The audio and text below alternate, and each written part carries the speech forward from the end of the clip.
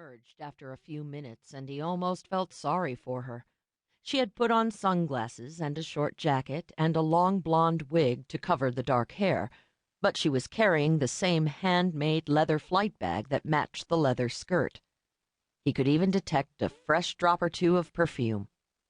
The only person who wouldn't recognize her was somebody who wasn't looking for her at all. Those long legs in those dark stockings? If she'd had any sense at all, that was what she would have covered. Killigan waited while she put a good 200 feet between them before he started toward the baggage area. He could feel the universe rolling along smoothly now, the way it was supposed to. That had just been a little bump in the pavement. She was watching for her luggage, staring down at the metal track that wound around the waiting area. It was all a question of timing now. He saw her spot her suitcase. She watched it all the way from the moment it brushed in through the weather flaps and went around the track. Then he saw her lean forward and strain to drag and bump it over the rim onto the floor. It made her seem more vulnerable and ripe to watch her balance on the toes of those high-heeled shoes and do that. There wasn't a lot of strength in those arms. Killigan waited until she had hauled it to the door and shown the security woman her ticket with the stub stapled to it that matched the one on the suitcase. Then the door opened and she stepped out onto the sidewalk, with Killigan at her elbow. At the curb she stopped and looked to the left to find a taxi, and Killigan moved in.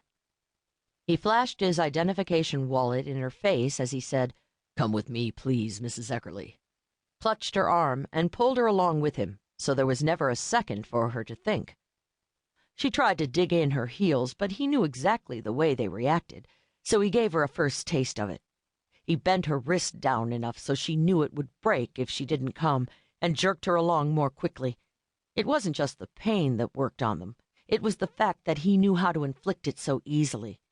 It proved to something deep inside them that he represented genuine authority, cops and law and government, and even more, all the massed force that made people do what they were supposed to do.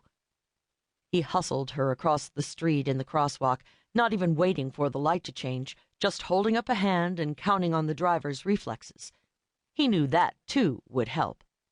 And then he had her inside the big concrete parking structure, and he was already feeling relief, because he was through the hard part, where real airport cops might be loitering, and where, if she screamed and ran, it might be hard to subdue her without attracting some man he couldn't scare off by flashing an imitation leather wallet with his license on one side and a business card with a picture of an eagle on the other.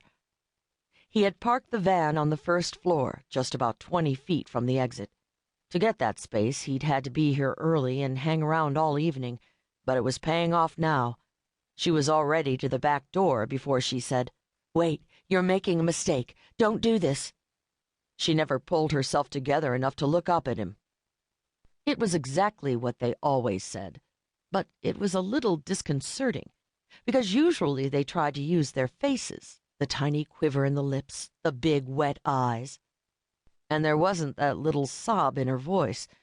It was like a whisper in the big concrete place, and it went right through him. He couldn't let up for a second, he knew. "No mistake, Mrs. Eckerly. There's a legal complaint, and you'll have to go back and clear that up. Face the van, please."